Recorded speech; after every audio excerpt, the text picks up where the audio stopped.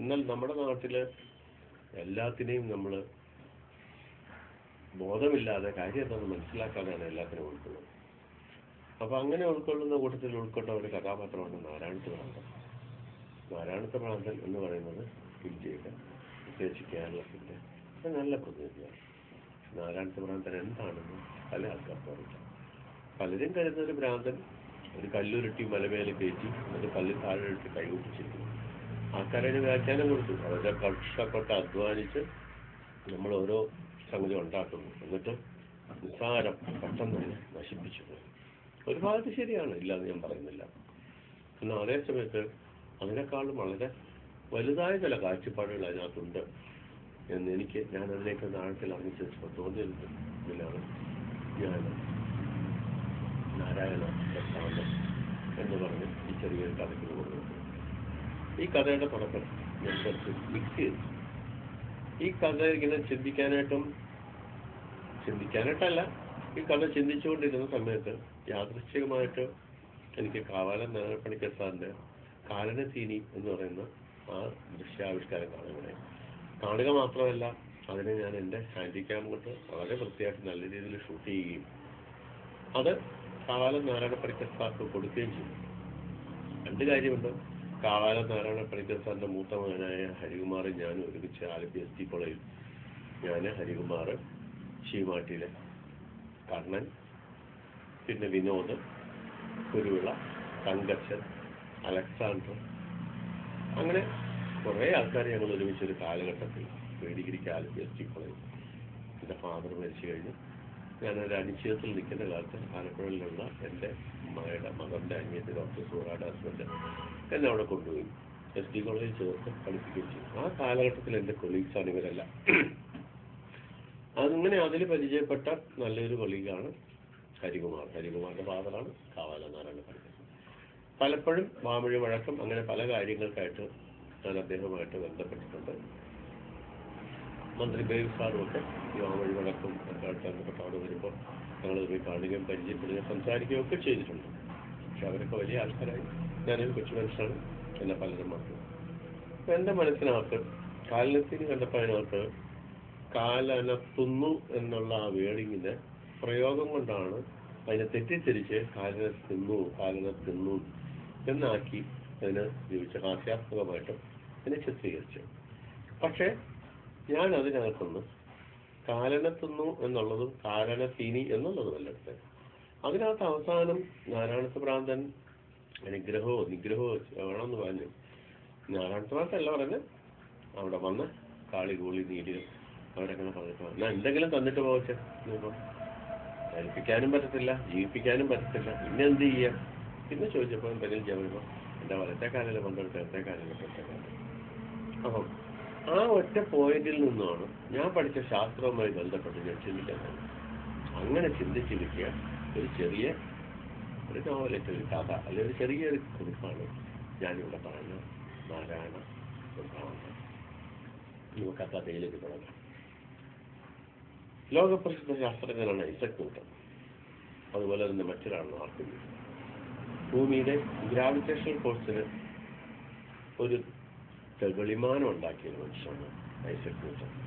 അതേസമയം specific gravity, relative density എന്നതിനെക്കുറിച്ച് ഒരു വെളിമാനം ഉണ്ടാക്കിയതാണ് ആർക്കിമിഡീസ്. ഒരു ആപ്പിൾ മരത്തിന്റെ ചോട്ടിൽ ഇരുന്നുകൊണ്ട് വായിച്ചുകൊണ്ടൊക്കെ തലയിലേക്ക് വീണ ആപ്പിൾ എന്തുകൊണ്ട് താഴേക്ക് വെച്ചു, എൻ്റെ തലയിലേക്ക് തന്നെ വെച്ചു, വേറെ എങ്ങോട്ടും പോയില്ല എന്ന് വളരെ ഗഹനമായി ദൃഢമൂലമായി ചിന്തിച്ച് അവസാനം കണ്ടെത്താൻ സാധിച്ചു. ഭൂമിയുടെ ആകർഷണ വലയം വേദിച്ച് അതിന് പുറത്തു പോകാൻ പറ്റില്ല.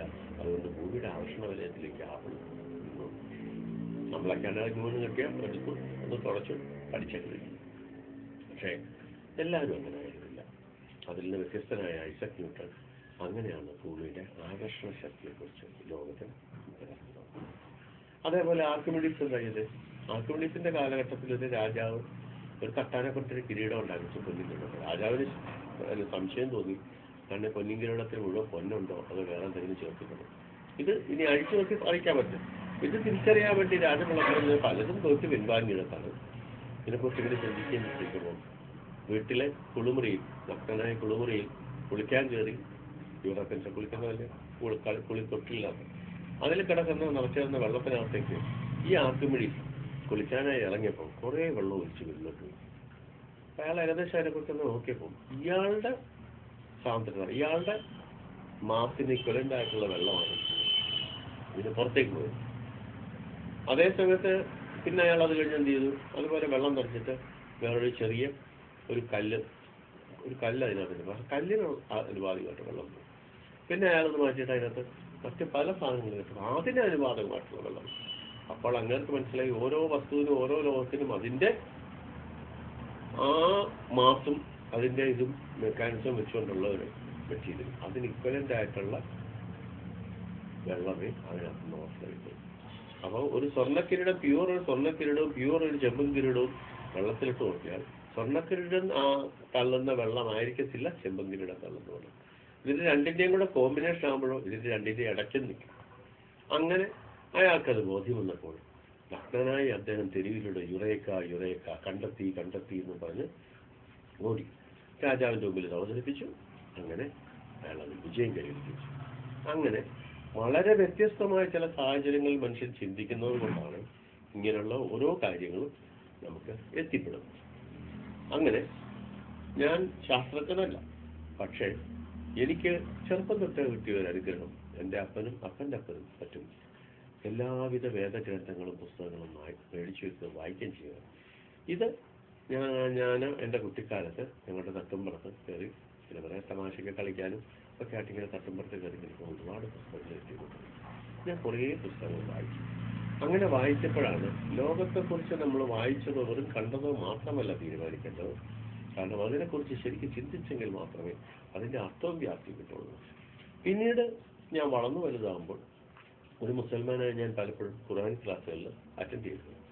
ശരിക്കും ഇത് നല്ല രീതിയിൽ ഖുർആനെ മറ്റ് മനസ്സിലാക്കാൻ എനിക്ക് സാധിച്ചു. അല്ലെങ്കിൽ ഇന്നത്തെ കാലത്ത് ഇന്ന് മുസ്ലിങ്ങൾക്ക് ഖുർആനെ കുറിച്ച് പഠിക്കാനൊരു അവസരം കിട്ടിയത് ഗൾഫെന്ന് പറഞ്ഞൊരു മേഖല വരികയും ഗൾഫിലേക്ക് നമ്മൾ പോവുകയും ചെയ്തപ്പോൾ നമ്മൾ ഗൾഫിലെ ജോലിയും കഴിഞ്ഞ് മറ്റ് നമസ്കാരം മറ്റ് കാര്യങ്ങളിലേക്ക് വന്ന് ഖുർആൻ ക്ലാസ് ഇങ്ങനെ അറ്റൻഡ് ചെയ്തപ്പോഴാണ് നമുക്കതിനെക്കുറിച്ച് കൂടുതൽ മനസ്സിലായത്.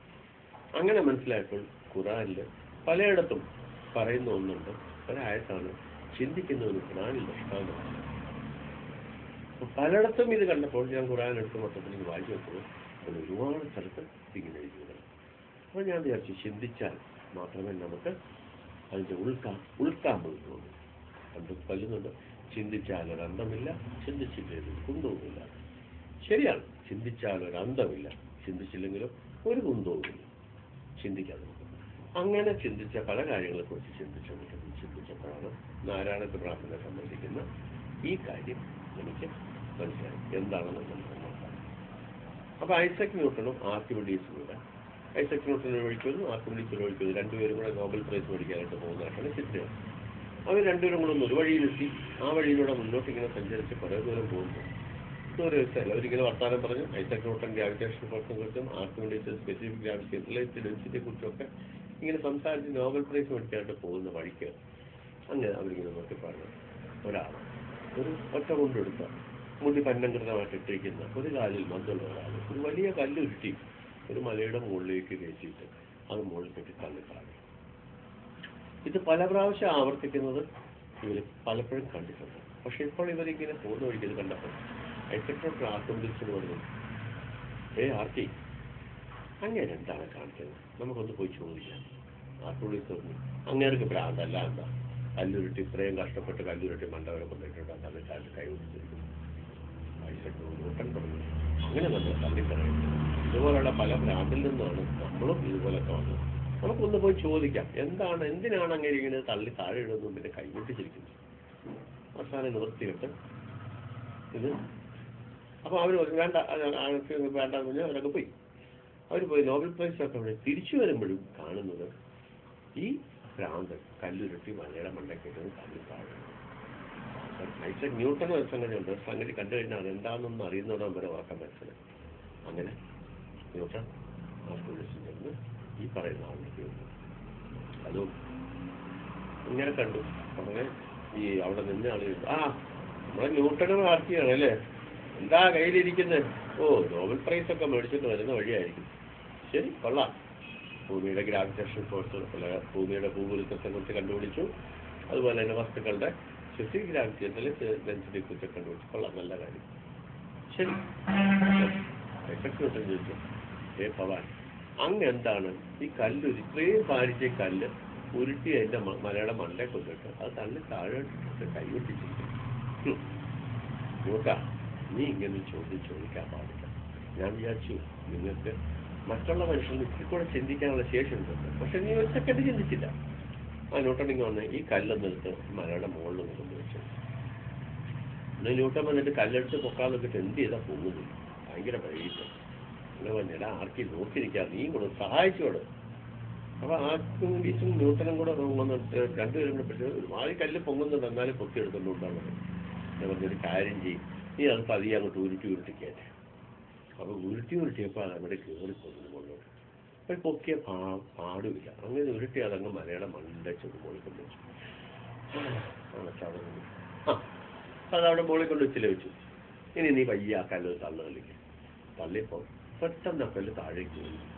ഉടനെ ആർക്കിമിഡീസ് പറഞ്ഞു, ഇത് ന്യൂട്ടൺ കണ്ടുപിടിച്ചാണ് വസ്തുക്കൾ ഭൂമിയുടെ ആകർഷണ ശക്തി കൊണ്ട് ഭൂമിയിലേക്ക് ഒതുക്കുന്നത്, വലിയൊരു കാര്യമൊന്നുമില്ല. ഇതാണോ അന്ന് ഇത്ര കാര്യമായിട്ട് തന്നെ?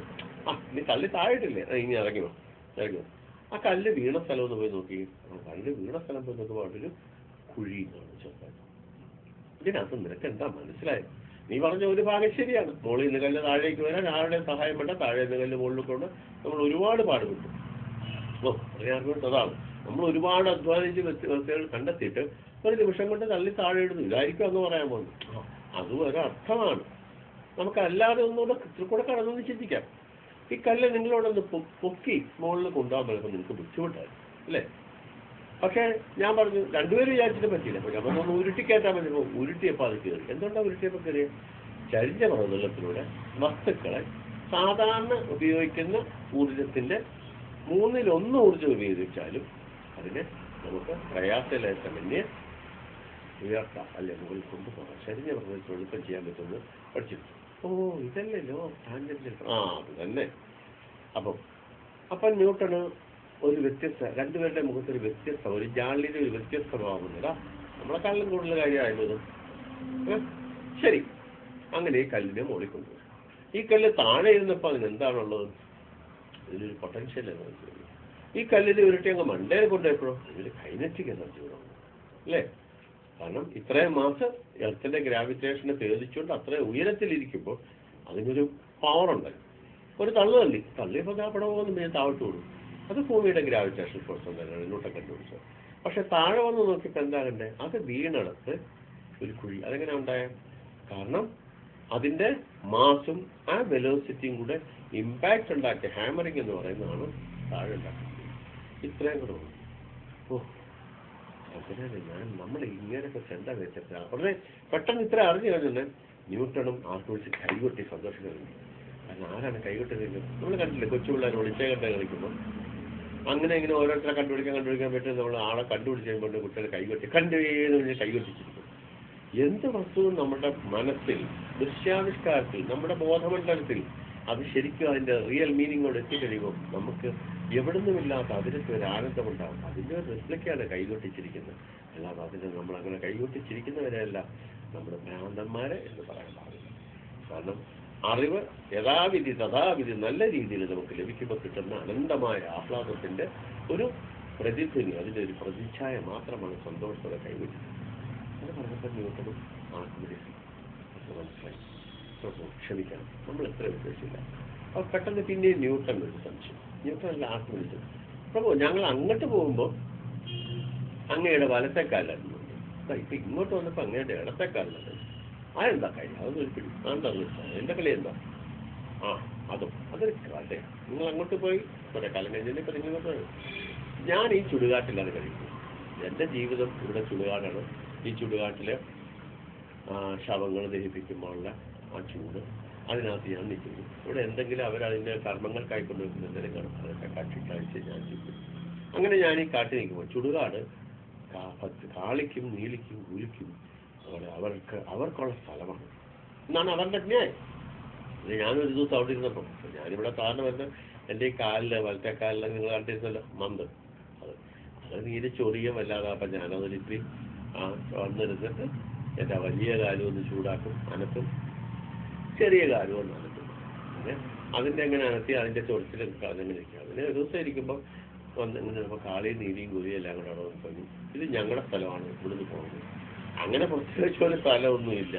കാരണം വെച്ചാൽ എവിടെ ചെന്നാലും അവസാനം മനുഷ്യരെത്തുന്ന സ്ഥലത്താണ് ഞാൻ വന്നിരിക്കുന്നത്, ശ്മശാനത്തിൽ. എന്നിട്ട് അവിടുന്ന് കൂടെ പോകാൻ പറഞ്ഞു കഴിഞ്ഞാൽ എനിക്ക് വിളിച്ചില്ല. ഞാൻ എന്നെക്കൊണ്ട് പറ്റുന്നില്ല, പക്ഷേ നീ വേറെ എവിടേക്കും പോകും, നിനക്കാണെങ്കിൽ ഒരുപാട് സ്ഥലമുണ്ട്, നീ പറഞ്ഞു. ഇല്ലില്ല, ഇത് ഞങ്ങളുടെ സ്ഥലമാണ്, ഇവിടെ അങ്ങിരിക്കാൻ പാടില്ല, ഞങ്ങൾക്കിവിടെ ഞങ്ങളുടെ ആനന്ദ നൃത്തമാണ്, നിങ്ങൾ എന്ത് നൃത്തം എന്ത് കുന്തമണയിലാണ്, ഞാനിവിടെ ഇരിക്കും, ഞാൻ നൃത്തമുണ്ട്, കൊന്നുകള് എന്നാ കൊല്ല്. അങ്ങനെ എല്ലാം പറഞ്ഞു പറയാൻ നേരം വെളുക്കുന്നവരെ അവർക്ക് നൃത്തമൊന്നും കാണാൻ പറ്റില്ല. നേരം വെളുക്കാറായപ്പോൾ അവർക്ക് പോവുകയും വേണം. അപ്പോൾ കാളി പറഞ്ഞു, ഞങ്ങൾക്ക് മനുഷ്യനെ കണ്ടാൽ ഒന്നുകിൽ നിഗ്രഹിക്കണവരെ, അല്ലെങ്കിൽ അവരെ അനുഗ്രഹിക്കണം. അങ്ങനെ നിഗ്രഹിക്കാൻ പറ്റിയില്ല. അപ്പം അങ്ങേക്ക് ഒരു അനുഗ്രഹം തന്നു. എന്ത് അനുഗ്രഹമാണ് അങ്ങേക്ക് വേണ്ടത്? അതിനകത്ത് നിന്ന് പോകട്ടെ, എനിക്കിവിടെ അനുഗ്രഹം വേണ്ട, നിനക്ക് നിഗ്രഹിക്കാൻ പറ്റുമെങ്കിൽ നിഗ്രഹിച്ചിട്ട് വെക്കും, എനിക്കൊരു അനുഗ്രഹം വേണ്ട, ഒന്നും വേണ്ട. അങ്ങനെ പറഞ്ഞാൽ പറ്റത്തില്ല, അത് എങ്കിലേ ഞങ്ങൾക്ക് പോകാൻ പറ്റുള്ളൂ. എന്നാൽ നീ എന്തെങ്കിലും ചെയ്യും. അങ്ങേക്ക് എന്താണ് വേണ്ടത്? ഞാൻ എപ്പോഴാണ് വിളിക്കുന്നത്? അത് ഇന്ന ദിവസം ഇത്രാം തീയതി ഇത്ര മണിക്കൂർ. ശരി, ഒരു കാര്യം ചെയ്തേരെ, അതിനേക്കാൾ ഒരു ദിവസം കൂടെ മാറ്റി അതിൻ്റെ അടുത്ത ദിവസം തന്നെ മരിക്കുന്നത്. അയ്യോ, അതൊന്നും പറ്റില്ല, എന്താ പറ്റില്ല? അത് പ്രകൃതിയുടെ നിയമമാണ്, സത്യമാണ്, അത് മാറ്റാൻ ആരെ കൊണ്ട് സാധിക്കും? അങ്ങനെയോ? എന്നാൽ ഒരു കാര്യം ചെയ്യും, ഒരു ദിവസം മുമ്പേ എന്നെ കൊന്നേരെ. അയ്യോ, അതും പറ്റത്തില്ല. അതെ, അതും പ്രകൃതിയുടെ നിയമമാണ്, സത്യമാണ്, അതിന് മാറ്റങ്ങൾ വരുത്താൻ ആരെ കൊണ്ട് സാധിക്കും? പിന്നെ എന്താണ് ഈ വലിയ എല്ലാത്തിലും പറഞ്ഞു അനുഗ്രഹവും നിഗ്രഹവും ഒക്കെ വേണം ചോദിച്ചൊക്കെ തന്നേക്കാണെങ്കിലും അങ്ങനെ വേറെ എന്തെങ്കിലും ചെയ്യും. മൂന്നാമത്തവരെന്തായാലും ഞാൻ ഒരു കാര്യം ചെയ്യട്ടെ, എൻ്റെ വലത്തേക്കാലല്ല മന്ദിരത്തെ ഇടത്തേക്കാലിട്ടാണ്. അത് നിഷ്പ്രയാസം. ഉടനെ തന്നെ അവരെ വലത്തേക്കാലിലെ മന്ദിരം ഇടത്തേക്കാലിലൊക്കെ പൂവിച്ചു. ശരി, ഇത്രയും കഥ നിങ്ങൾ കേട്ടു. ഈ കഥ കേട്ടതിൽ നിന്ന് നിങ്ങൾക്ക് എന്താണ് മനസ്സിലായത്? ഇവരുടെ വാക്ക് പിടിച്ചും നമ്മളും എല്ലാം ചിന്തിക്കാൻ കഴിയും. നിങ്ങളും ചിന്തിക്കുക, എന്താ മനസ്സിലാകും? വലത്തേക്കാലിൽ മന്ദിരത്തെ ഇടത്തേക്കാലിട്ട് വെച്ചു, ഇതിനകത്ത് എന്താ മനസ്സിലാകുന്നത്? പലരും ചിന്തിച്ചില്ല, പ്രഭു പിടി കിട്ടുന്നില്ല, അങ്ങനെ തന്നെ പറഞ്ഞു. ശരി, പറയാം. അപ്പൊ എനിക്ക് ഒരു ദിവസം കൂടെ ജീവിതം തന്നെങ്കിൽ എനർജി വേണം. അപ്പൊ ആ എനർജി ഉണ്ടാക്കണം. Energy can neither be created, എന്നെ നേരത്തെ കൊല്ലണമെങ്കിലോ ഡിസ്ട്രോയ് ചെയ്യണം. Energy can neither be created nor be destroy, but it can be change from one form to the other. വലത്തേക്കാലിലും ഇടത്തേക്കാലിലോട്ട് വെക്കാൻ എനർജിയെ ഒരു ഫോമിൽ നിന്ന് മറ്റൊരു ഫോമിലേക്ക് ചേഞ്ച് ചെയ്യാൻ ആരെക്കൊണ്ട് സാധിക്കും? എന്നാൽ എനർജിയെ ഉണ്ടാക്കുവാനോ എനർജിയെ നശിപ്പിക്കാനോ ആർക്കും സാധിക്കും. അപ്പം ആ നിയമം, law of tangential forces, kinetic and potential energy, gravitational force, hammering effect, ഇത് ഇത്രയുമാണ് നാരായണത്തെ പ്രാന്തത്തിലുള്ള ഒരൊറ്റ വ്യക്തി ദിവസവും കല്ലുരുട്ടി മുകളിൽ കെട്ടി തള്ളി താഴെ ഇട്ടുകൊണ്ടിരുന്നപ്പോൾ അയാളിലും അയാൾ ചെയ്യുന്ന പ്രവൃത്തിയിലും കൂടെ ആയിരുന്നു. പക്ഷെ ഇതിനെക്കുറിച്ച് ഒന്ന് ചിന്തിക്കാൻ കാലം ഇത്രയായിട്ടും നമ്മുടെ നാട്ടിൽ ഒരു മനുഷ്യൻ പോലും അതിനെക്കുറിച്ച് നേരാമണ്ണം ഒന്നും ചിന്തിക്കാനുണ്ടായിരുന്നു. അങ്ങനെ അതിനെക്കുറിച്ച് ഒന്ന് ചിന്തിച്ചപ്പോൾ എൻ്റെ ഈ ചെറു മനസ്സിൽ തോന്നിയതാണ് ഈ കൃതി. ഇതിനെ ഒരു ചലച്ചിത്ര രൂപത്തിലാക്കി ലോകത്തിന് മുമ്പിൽ അവതരിപ്പിച്ചാൽ കൊള്ളാമെന്ന് വളരെയധികം ആഗ്രഹം. പക്ഷെ എന്ത് ചെയ്യാനും ശാരീരിക, മാനസിക, സാമ്പത്തിക, ദാമ്പത്തിക, ധാർമ്മിക പ്രശ്നങ്ങൾക്കിടയിൽ നിന്ന് എനിക്ക് ചിന്തിക്കാനും ചിന്തിച്ച് കണ്ടെത്താനുമല്ലാതെ മറ്റൊന്നിനും കഴിയുന്നില്ല. അതിൽ എൻ്റെ കൂടെ നിൽക്കാനും എന്നോടൊപ്പം സഹകരിക്കാനും സഹായിക്കാനും സന്നദ്ധതയുണ്ടെങ്കിൽ അവരെ ഞാൻ ആത്മാർത്ഥമായി ക്ഷണിക്കുന്നു. ഓക്കെ.